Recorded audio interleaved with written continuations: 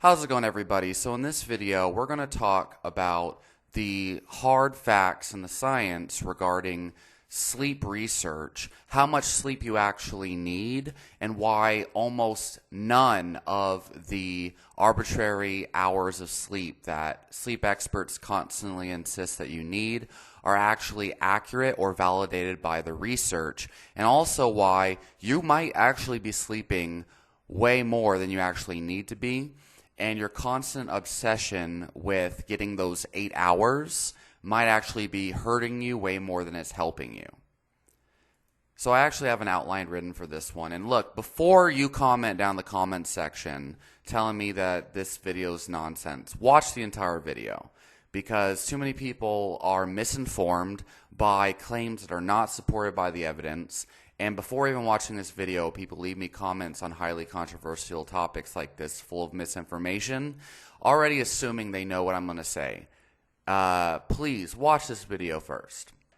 All right. So the first thing is that there's actually no concrete research that actually proves there's a causal relationship between how many hours of sleep you get and an increase in risk of disease. Now, there's no causal relationship. There's no human intervention trials, especially not in a metabolic ward, that show a legitimate cause and effect relationship between whether you get 8 hours of sleep and your risk of diabetes, or whether you get 6 hours of sleep. Okay?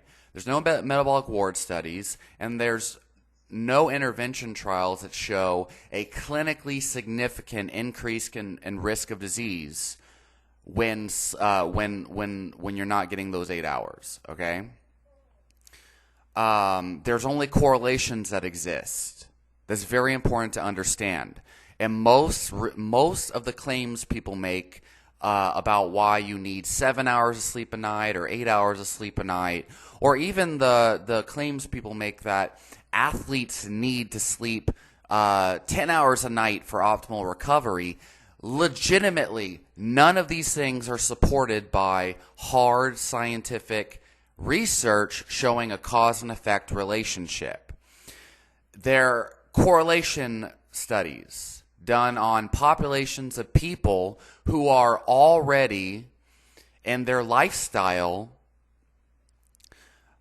living a lifestyle that is restricting their sleep to the schedule in which they are abiding by. Okay, the correlations that do exist are statistically significant, but they are not clinically significant. So what that means is you'll see a 4% increase risk in, type 2 diabetes in people who sleep 6 hours a night compared to 8 hours a night. However, within the context of the real population, okay, the absolute risk of that disease, of dying of that disease with less hours of sleep, is so low on a percentage scale, like 0.001%, that it doesn't actually apply to real world circumstances. In order to take a study like this and assume a causal relationship, possibly, you would need to see something like, at least like a 15% increase in risk of the disease, or more than that. So most of these studies, they don't show a high magnitude of effect for that, for the less sleep correlated with the risk of diseases in which they're being studied.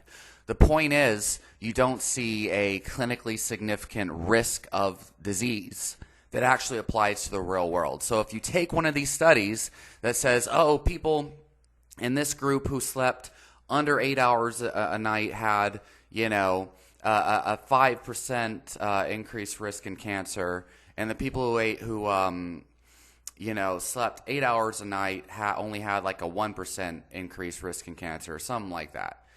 That, within the context of the study, does not apply to real-world outcomes, and a 4% risk in this context is not. It means pretty much nothing. It's not It's not meaningful. It's not useful. It's not proving causation or coming even close.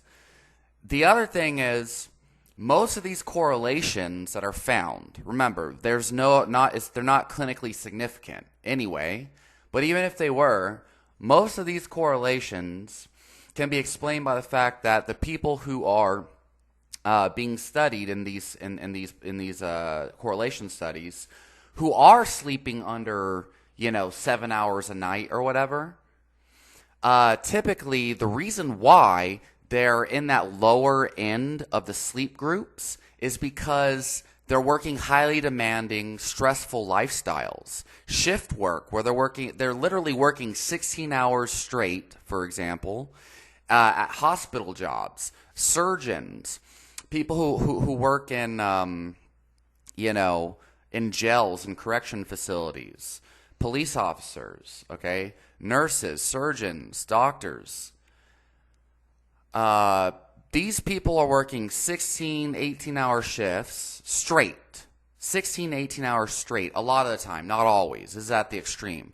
And then they are only given like 4 to 6 hours off to sleep. A lot of the time. I've seen this with some of my clients who work as nurses. And then they come in for another 12, 16, 18-hour shift immediately after that. Okay? So literally, a lot of these people are given such small time off of work. That's the time that they can use to sleep and eat and prepare and do meal preps and stuff, right? How do you expect someone who's living that kind of lifestyle to maintain a health, to exercise, first of all? I have clients who have done that. I know people who have done that, who work at hospital jobs like that and only have like 6 hours off in between shifts, if even that. And they can do it. But that is such a rare individual. They're sleep deprived because their lifestyle forces them to be that way.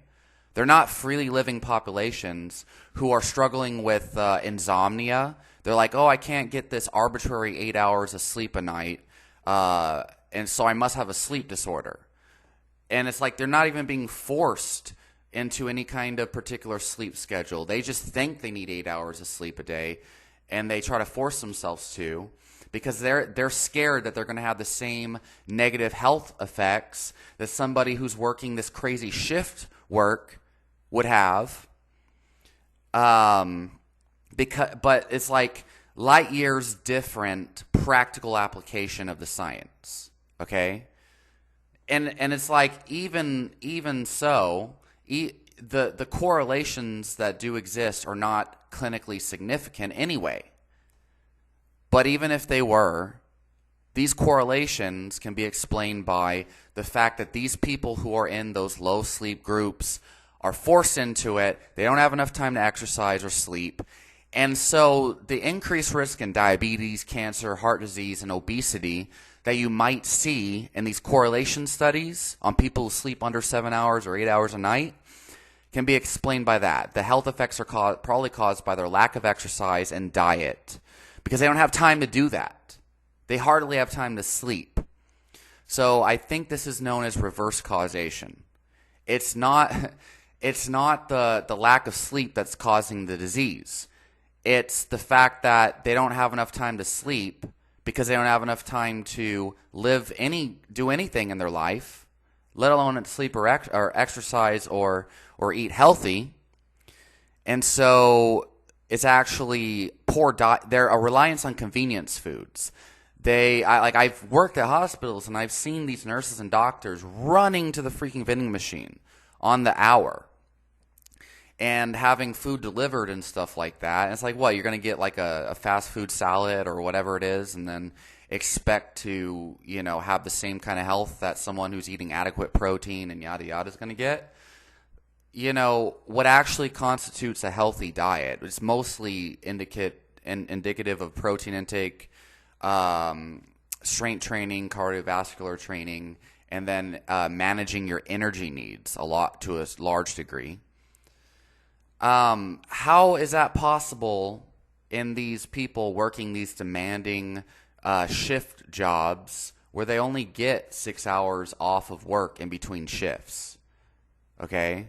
This is a thing people don't understand. I think it's partly because people are infatuated by data on paper, first of all, and there's such a weird, like, you know, oh, the science says this is peer-reviewed, blah, blah. It's epidemiology. It's not worthy of causation. I think the other problem is a lot of people don't actually have hands-on experience with these lifestyles, so they can't really think about how does this fit into real practical life off of the paper, okay, the statistics and things. So yeah, it's the lack of time to exercise, the lack of proper of time to meal prep and things like that, and get good nutrition that is conducive to good health. Their lifestyles are not in alignment with being able to take care of themselves. And this is also oftentimes why we always see doctors that are unhealthy. Now, of course, that's not entirely always true, but oftentimes it is the case, especially emergency room doctors. Okay? So that answers that question too. When you hear someone say, oh, like, you know, doctors are unhealthy, they don't know anything, it's like they're not educated on nutrition and stuff like that. However, to a large degree, this explains that as well, okay? So highly stressful, demanding lifestyle, surgeons, hospital workers, nurses, police, they make up the majority of the population in these studies that show a clinically insignificant increase in risk of diseases from sleep deprivation, okay? So correlations are explained by poor diet and whatever. So next thing on this is that tons of people with assumed insomnia, meaning they think they have insomnia simply because no matter how hard they try, they cannot force themselves to sleep that 8 hours. That's not even supported by the evidence. Like, we don't have intervention trials that proves you're going to fucking die of diabetes if you only get 6 hours of sleep. Where is the intervention trial? Where's the metabolic ward study showing that if you only get 6 hours of sleep or only 4 hours of sleep throughout the lifespan, despite feeling amazing and stuff, that you're going to get cancer? We don't have studies that prove that. But tons of people with assumed insomnia who can't force themselves to get that arbitrary 8 hours, or who have sleep disorders, they beat their heads up against the wall trying to force themselves to get the uninterrupted 8 hours sleep we constantly hear from these experts that don't even interpret the science right. How do you, like, what if these people that think they have insomnia because of that, what if they actually don't need 8 hours of sleep? What if the reason why they can't sleep uninterrupted past 6 hours a night, whatever, what if the reason why is because they don't need it? What if that's the reason? And what if it's your attitude, it's your expectations that something's wrong with you that actually contributes to your unease and suffering, and it's not the lack of sleep? So it's interesting because I have actually searched Reddit and Facebook communities for people's experiences with this, because I definitely draw more meaningful conclusions from people's anecdotes and experiences on naturally sleeping less than 8 hours than I do from the research that is just statistically just crazy. So you'll constantly find doomsday threads on Reddit, Facebook groups, Launch City, which is like a biohacking forum, Blue Moon, stuff like that. And basically, what you'll find is, like, lots of people will post saying, hey, why is it that I naturally wake up after 4 hours of sleep every night and I feel amazing, I'm sharp, my memory's on point, mood is highly energetic, I can exercise at a high level, I have no obesity, I'm in the greatest shape of my life, I feel great, but I'm only sleeping 4 hours a night, and I just, no matter how hard I try, I can't sleep 8. But the times that I do sleep 8 hours, I feel sluggish and lethargic and blah, blah, blah. You'll see threads like this all the time.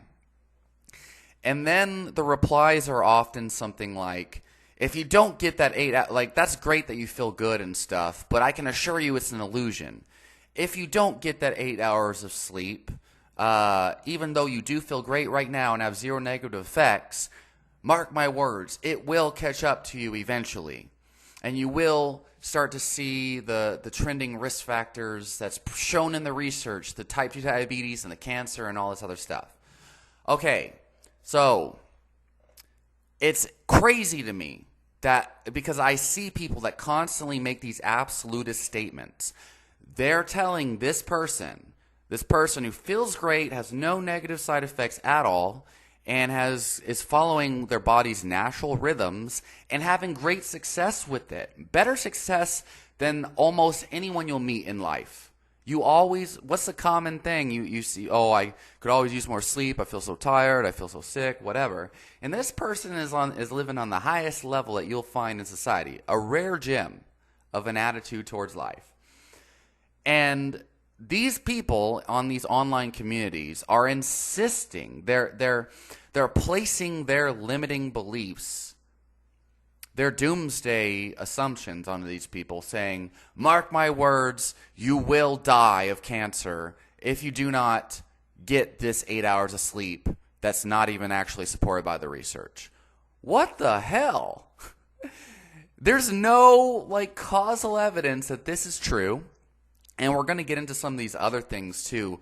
There are so many factors that influence how much sleep you might actually need, that to say you need 7 hours of sleep a night, 8 hours of sleep a night, to say you should be sleeping an extra 2 hours because you're training all day, is absolute nonsense. It's crazy. But this is what everyone thinks, okay? And it doesn't surprise me how common it is to have, depression and sleep disorders and insomnia, when the common idea is based on fantasy. The common assumption is, I need this freaking uninterrupted 8 hours of sleep a night. Who the hell gets perfect 8 hours of sleep every single night? Now, I'm not saying it's impossible. I'm just saying, everyone I talk to, I have never heard someone, especially when talking about the subject, no matter what, who's just been like, yeah, my sleep is I always sleep 8 hours, uninterrupted, I'm good, okay? Usually you'll hear, yeah, a lot of times I can sleep perfectly 6 hours a night uninterrupted.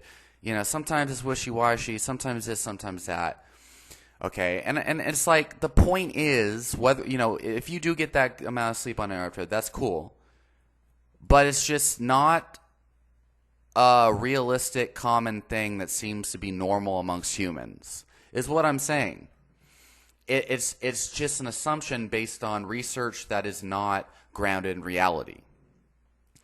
All right, so the next thing is, there's actually quite a bit of emerging research that is showing many people with depression, their symptoms actually get substantially better when they deprive themselves of sleep, in air quotes, okay?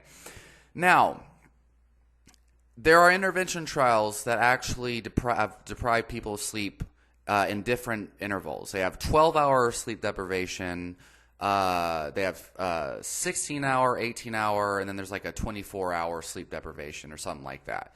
And they show a dose-dependent response, essentially. In the length of time, these depressed patients are deprived of sleep and improvement in their symptoms, okay? And, of course, you'll hear people who counter and they say, well, manic depression and hypomania and all this stuff tends to be kind of strongly correlated with sleep deprivation and strange intervals in sleep and yada yada.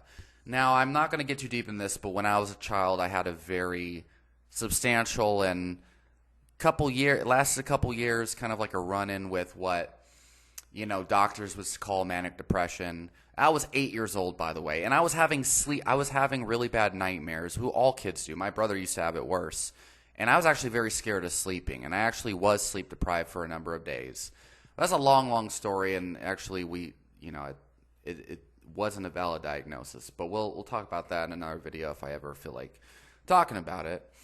The point is, though, there's a strong core. So I have good experience with that. And I'll tell you, the drugs they give you, like Seroquel, making you sleep 24 hours at a span, not good.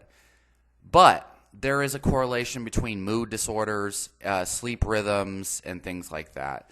And so people might say, well, the sleep deprivation might cause hypomanic symptoms that are actually a pathology, like they're not natural, they're unhealthy.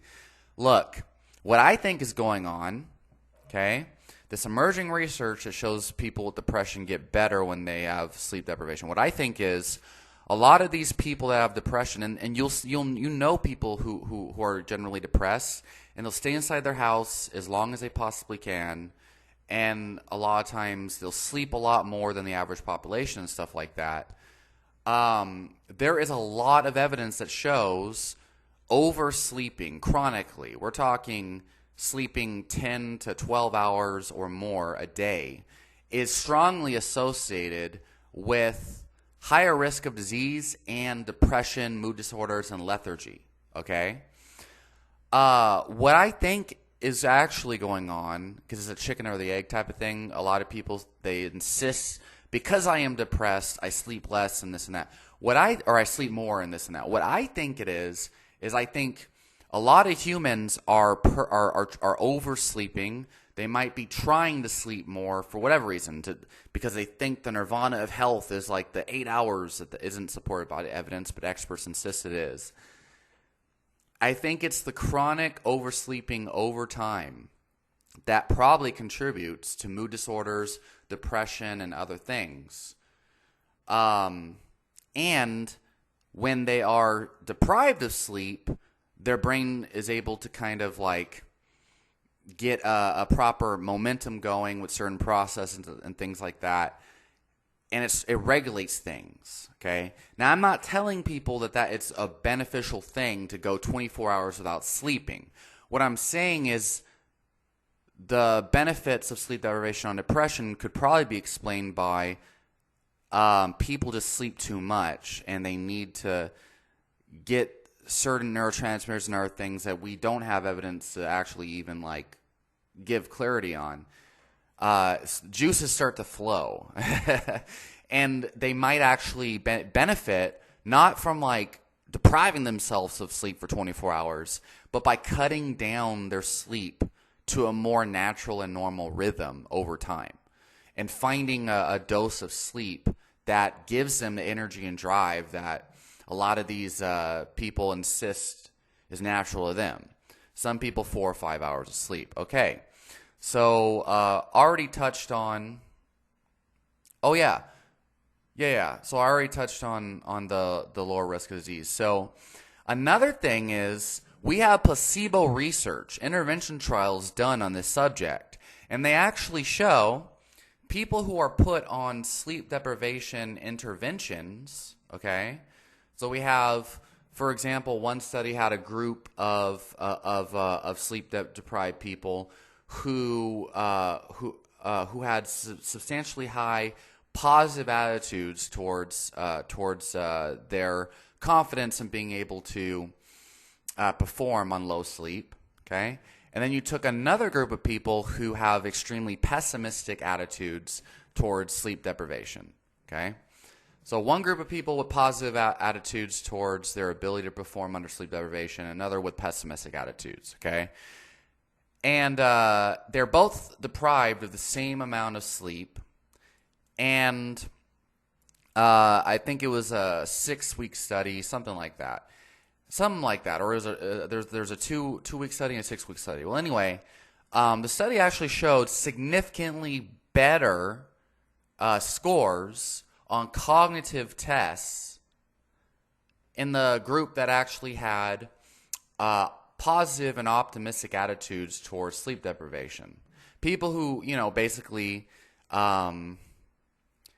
had on the questionnaire involved, the behavior questionnaire, they were saying like, sleep deprivation is whatever. I can manage. I can perform under words. It's not really that big of a deal. A little bit of sleep deprivation never killed anyone, or whatever it is, right? I can adapt. The idea that I can adapt. And then the other one, like, oh no, like I need my sleep. If I don't sleep, I'll die. I'm like useless without sleep, okay? There are actually studies that have tested this. There's a couple different studies, and there's cognitive tests that were done. Other studies have measured other things like blood glucose and whatnot. And what they find is that people with the positive and optimistic attitudes towards sleep deprivation score better on these tests almost every single time. And I've actually found this myself, going through school and college and intense work shifts, especially when I worked in security and stuff like that. For me, when I focus too much on how sleep deprived I am, my driving gets worse, my memory gets worse, my ability to be social, all these things get worse. But when I focus instead on, my external environment, when I change my focus to what other people are saying or thinking, when I take my mind off the so-called sleep deprivation, or even better, when I embody the feeling and the thoughts that, hey man, a little bit of sleep deprivation ain't going to kill me. I'm good. I don't really care. I'm pumped up or whatever it is. I perform oftentimes better than I would if I had a full night of sleep. So I'm just saying, in my experience and according to the evidence, your attitude towards sleep plays a major role, okay? And the placebo effect is very powerful on all sorts of fronts. I would highly recommend reading the book. Read the book, you lazy people. The Expectation Effect by David Robson. Not David Robinson of the Spurs, someone named David Robson. The Expectation Effect. Read that book. It goes really deep into it, okay? All right, another thing is there's high inter-individual differences in the research. If you look into these population studies, you'll see that on an individual level, there's actually a pretty significant portion of people, of the population, who actually have significantly lower risk of disease with less sleep. So there's groups of people in these population studies who are sleeping under 5 hours a night, and they have significantly lower rates or risks of diabetes. And remember, it's not even that significant, but if you're going to rely on that, you have to understand there's not a causal relationship based on this evidence. And within these studies that show correlations, there are people with the lower, a pretty substantial group of people who have lower risk. That doesn't mean if there's people that, can be sleep deprived for years and they're just immune to diabetes. And it doesn't mean it's a genetic thing. What it means is this evidence, the population studies and correlations, that evidence is not valid. Because if there was a causal relationship saying, like 7 hours of sleep or more, or you're going to die of diabetes or whatever it is, or it dysregulates your blood sugar and stress hormones and whatever, no evidence for that. But if it was the case, and it was a causal link, we wouldn't see people with that in these studies that sleep 4 hours a night on average and don't have these problems. They have an improved risk. They have improved health outcomes. It's kind of like saying, if you eat, people who constantly step into fire, have a increased risk of dying of burns. It's like we know there's a causal link behind that. No study will ever see a percentage of the population who steps into fire and survives the burns, or whatever, doesn't get burnt. The point is there's a causal relationship between fire and burning, and you're not going to find outliers in these studies that survive the burning. However, you see a lot of outliers in these types of studies who have lower risk of rates of disease with the lower sleep or whatever. And the same thing goes for meat studies and all sorts of other studies. Okay, if there's a causal link, you don't see a huge group of outliers. You just don't. Okay, you can't consume something that causes a disease, and then a group of the population is immune. Okay, and of course there's exceptions to that, but you get what I'm saying. Okay, poison is poison. Okay, like there's a cause. All right. So, The other thing, like I mentioned earlier, the research does show a substantially higher disease risk in people who sleep over 8 hours, okay? So yeah, you actually see higher risk of disease to a much more significant degree in these population studies, correlation studies, and people who sleep more than 8 hours a night, okay? And there's a dose-dependent response where the more hours someone sleeps in these population studies, the higher the risk of disease you see, and the more frequently that you see it. So what that says is, again, who in real practical reality, in real everyday life, are the people that are more likely to sleep in the highest sleep hour group, in the, sleeping 10 hours a day or whatever? Usually it's people that are sick, that are elderly, that are in hospitals, that are confined to bed rest, okay? Or people with depression or whatever, And so, again, it's just showing what's actually going on with these studies. It's not necessarily the sleep that's causing the problem, but it is the lifestyle in which that sleep is kind of a part of.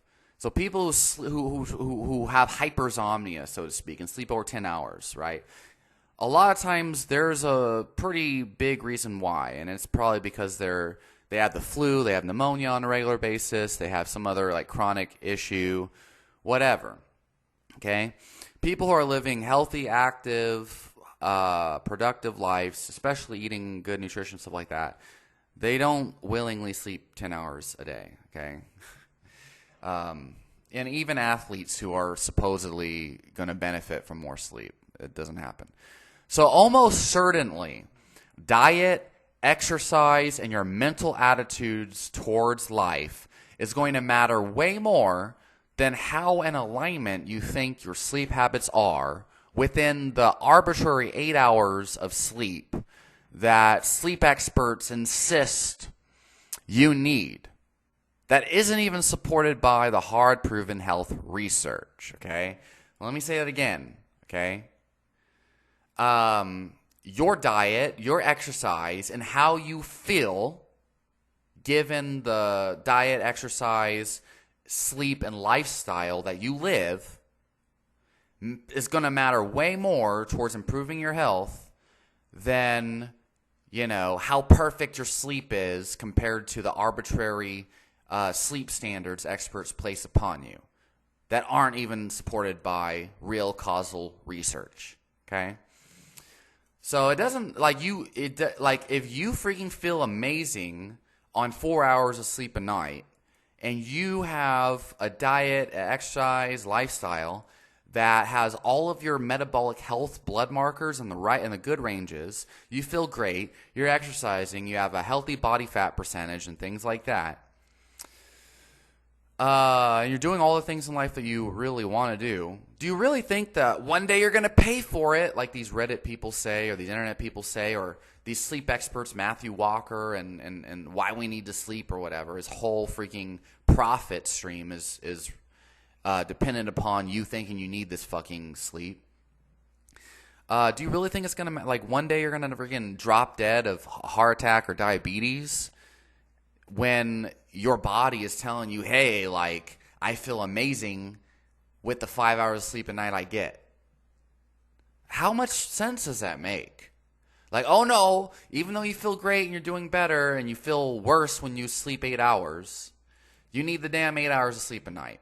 A lot of people will find a lot of their mental health issues actually resolve when they stop obsessing over their sleep. A lot of people's sleep issues will probably resolve when they stop obsessing over their sleep.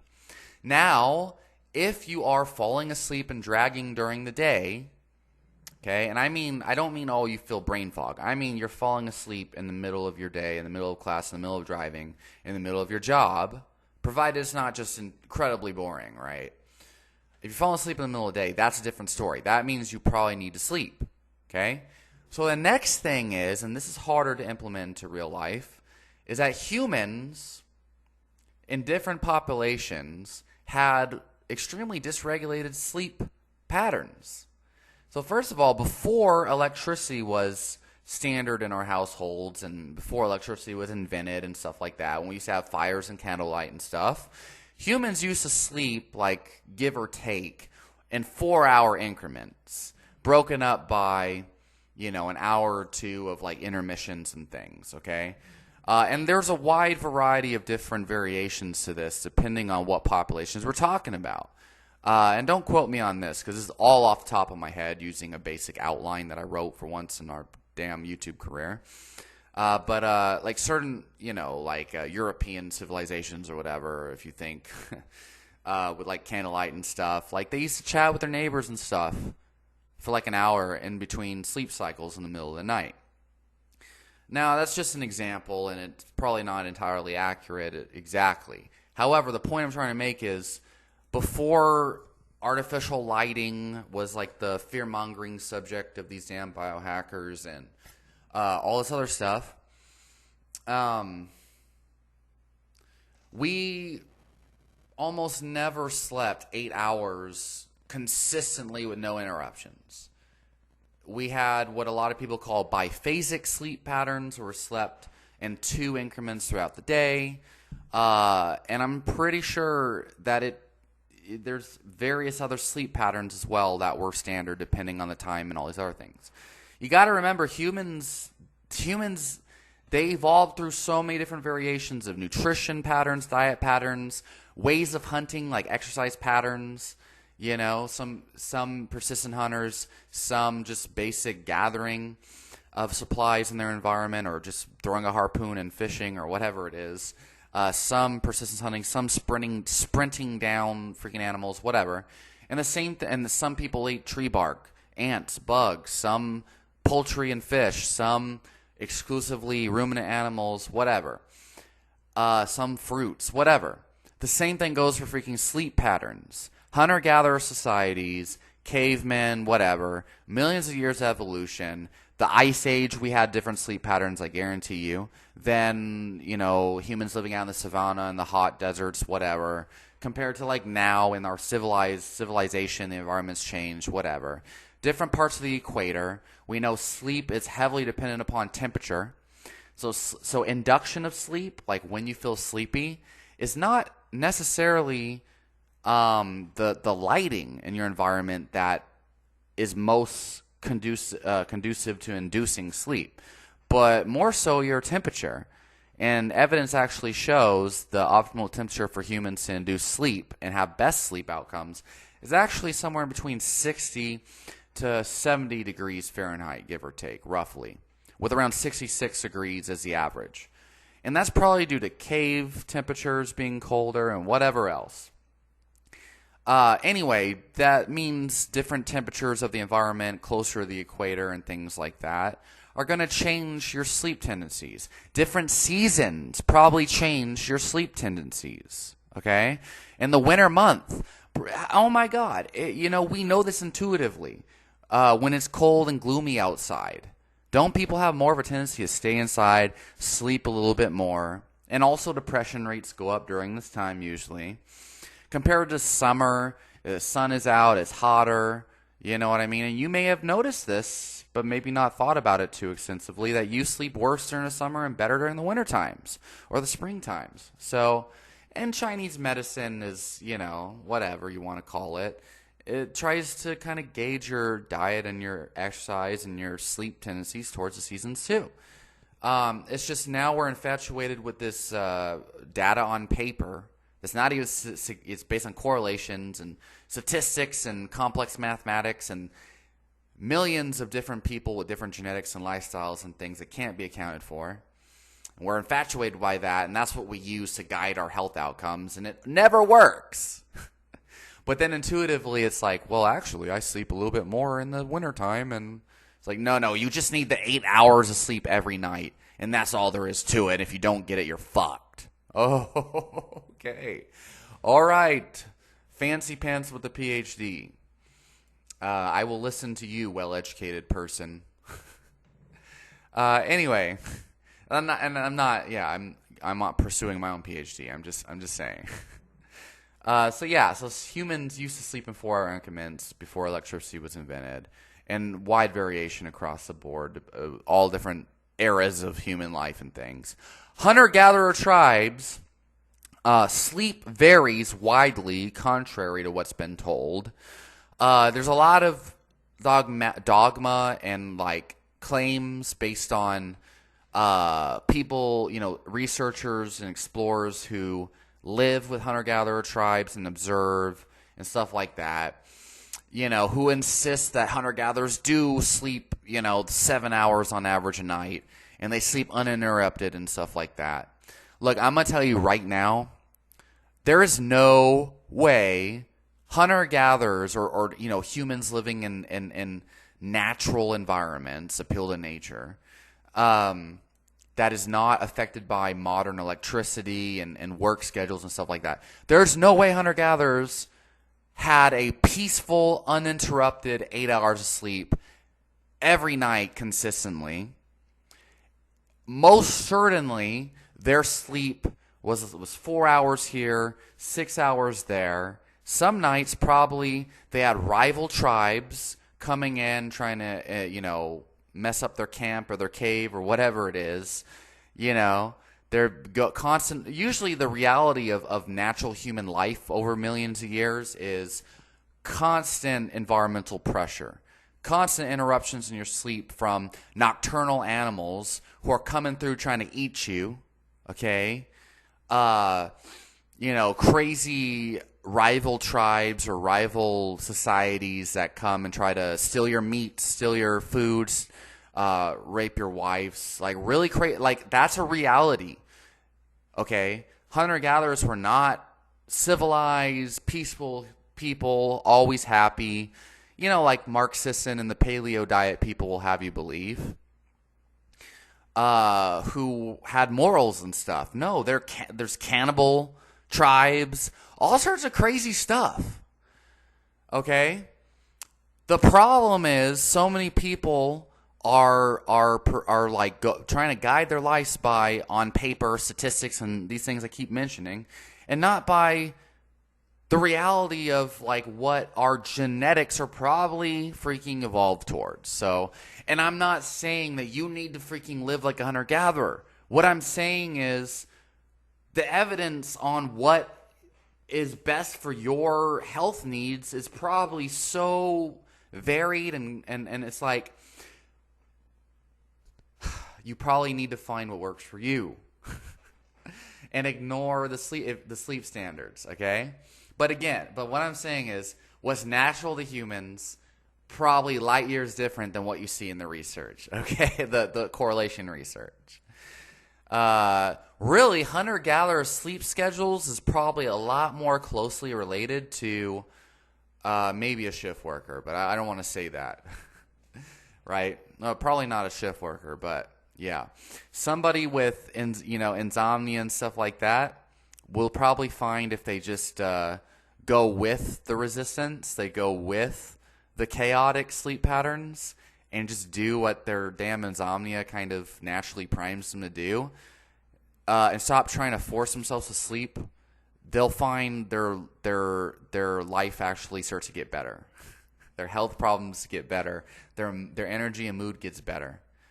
So yeah, hunter-gatherers did not sleep peacefully. And a lot of these caffeinated plants, like we talk, tribes in the Amazon and stuff like that, they use plants like guayusa, yerba mate, Yukon or whatever, not Yukon, some Yopon, whatever, Yupa, and some of these other caffeinated plants to help them stay awake in the middle of the night for late night hunts. Okay. These claims on how much sleep you need are crazy when you put them into perspective. Okay? Humans over the millions of years did so many different things that we have no clue about. Okay? And we don't have hard evidence. Okay? We don't have hard evidence on hard health outcomes proving a causal relationship anyway. right? I know a lot of people are like, nah, coffee is so bad for you and all this other stuff, your hormones and this and that, and I need all this sleep and it's dysregulated.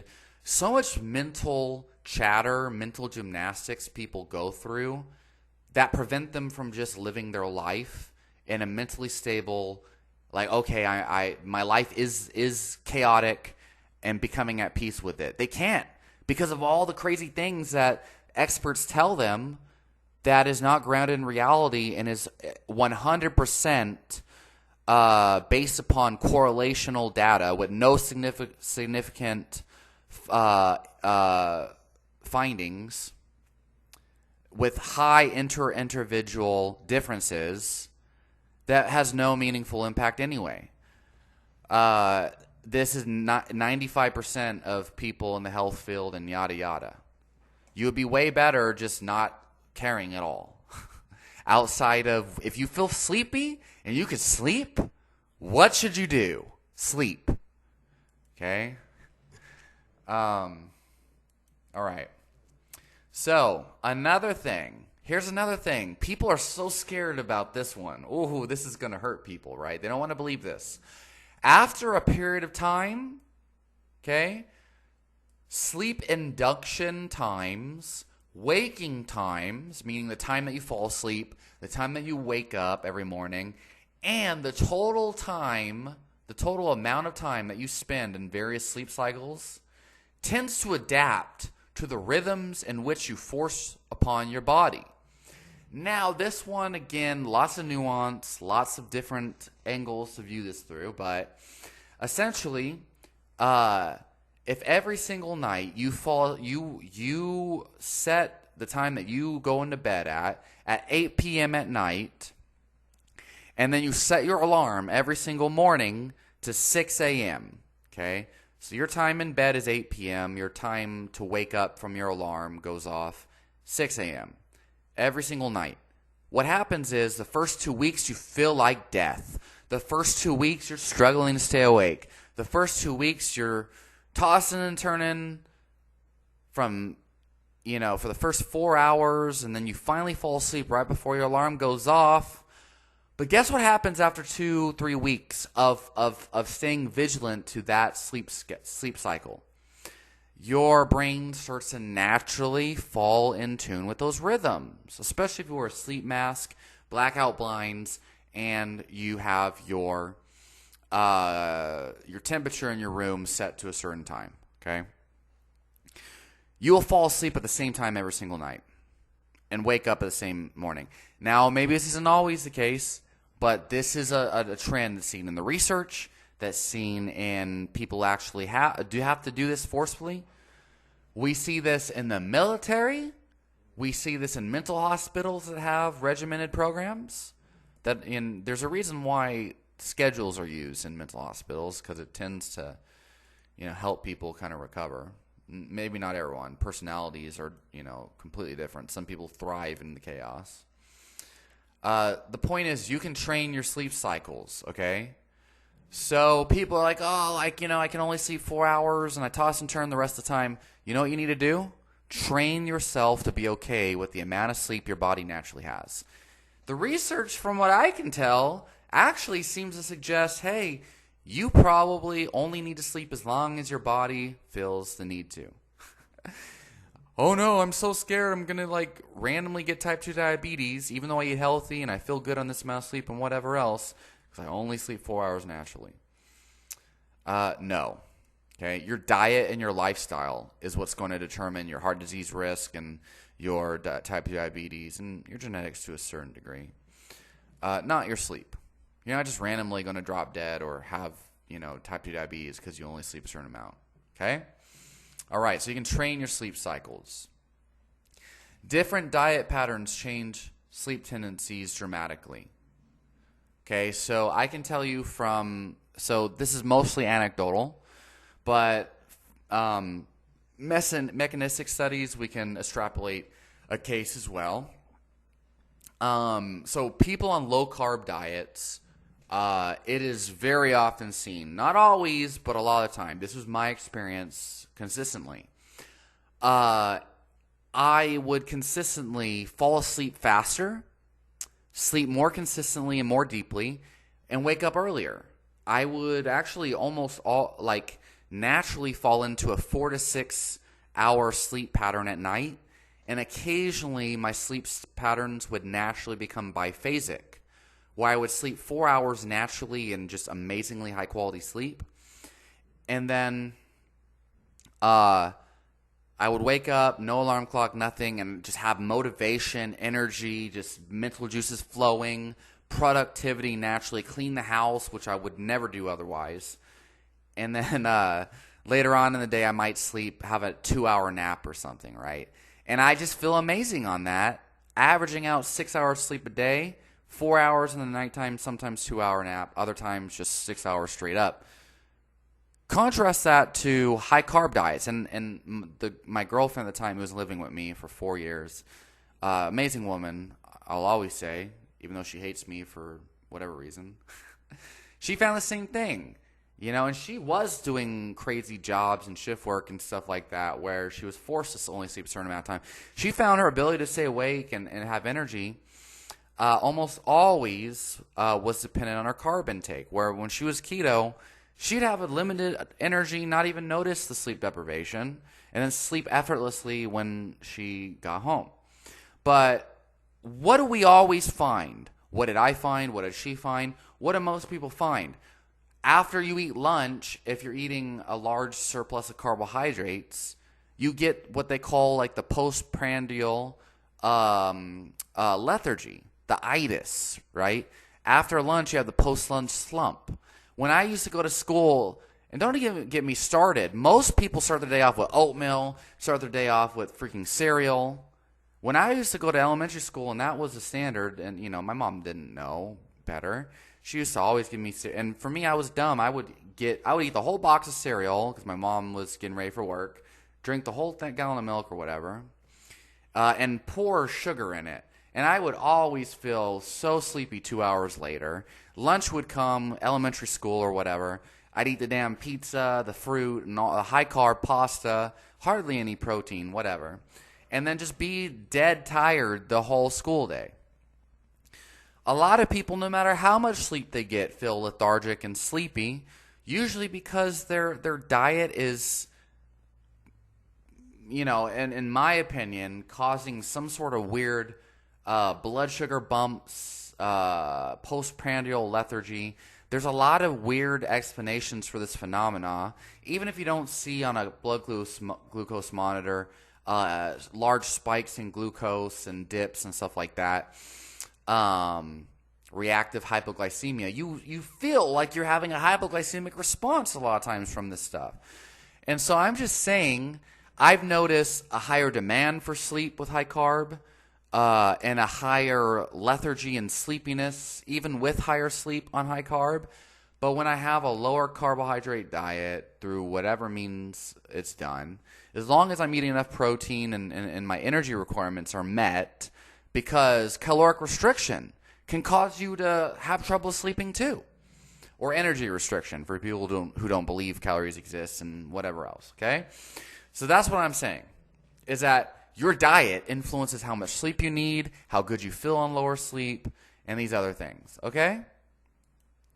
Coffee oftentimes seems to either help people regulate their sleep schedule, believe it or not, or hinder them. And I do think the placebo effect oftentimes plays a role in these people who think, I drink coffee and it fucks my sleep up completely and all this other stuff. But it's obvious we know that, there's adrenaline that's released from coffee intake, and it definitely has some kind of stimulant effect on dopamine as well. Dopamine, adrenaline, and affects cortisol and aldosterone through various means, both stimulating adrenaline, but also people don't think about the potassium and sodium excretion properties of caffeine. And the polyphenols in various caffeinated plants also have effects on this. Green tea, if anything, actually has a lowering effect on stress hormones due to theanine, epicatechin gallate, and the way caffeine is actually released in the system actually seems to regulate sleep cycles from tea.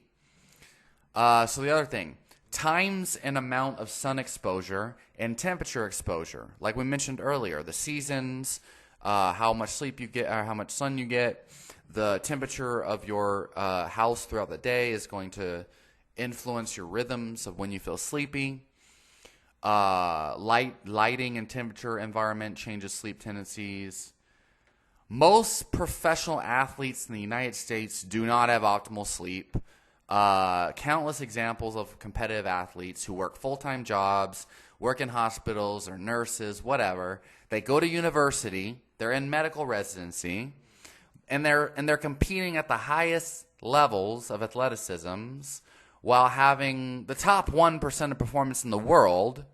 They're obviously adapting fine to their exercise program.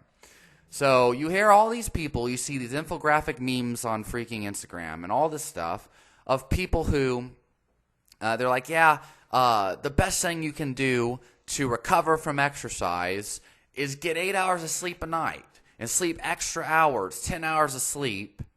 Like, no one has time for that. The top athletes in the world are not doing that.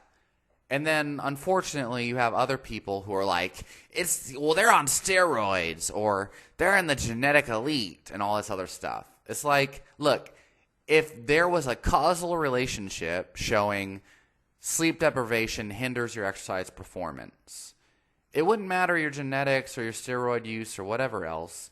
You would see some kind of, dip in that kind of performance. Again, back to what I said earlier in this video. How many people do you know that even sleep 7 hours of sleep a night consistently, uninterrupted, without fail?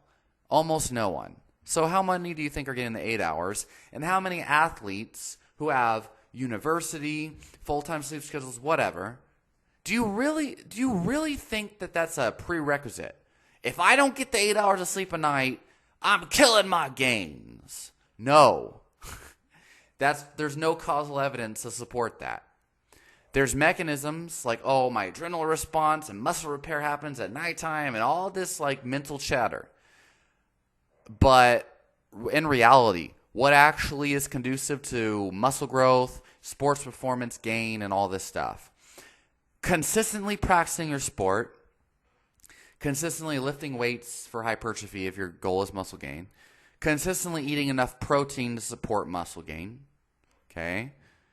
Even in sedentary individuals, increasing protein intake increases lean mass, crazy enough, with no strength training necessary, crazy enough. Still do your strength training. But consistent sport practice, consistent good nutrition, okay, consistent exercise. That's what matters in all of this stuff. And then how you feel from a day to day. If you're falling asleep during the day and dragging, you probably need more sleep. But just because people tell you need 7 hours of sleep, 8 hours of sleep, doesn't actually mean that that's the case, okay? So I'm going to wrap this up. Look, the bottom line is, what do you feel like you need? Pay attention to what your body's telling you about your sleep. And if you all your life have thought you had insomnia, sleep disorders, and all this other stuff, but no matter what you do, you can't force yourself to sleep more than a certain amount, it's time you stop beating your head against the wall, trying to force yourself to sleep. A certain amount of hours is not supported by the research, and it's time you start to take care of your body the way your body is asking you to, is begging you to. Sleep the amount that you feel best on, and have a positive attitude towards your sleep tendencies. Eat right.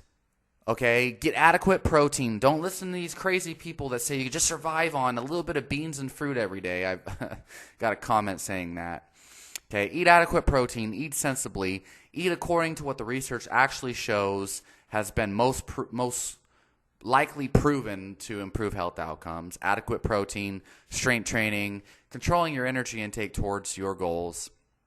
And yeah, don't make it too complicated. All right, that's it for this video. Let me know in the comments what you think, and I'll talk to you all next time.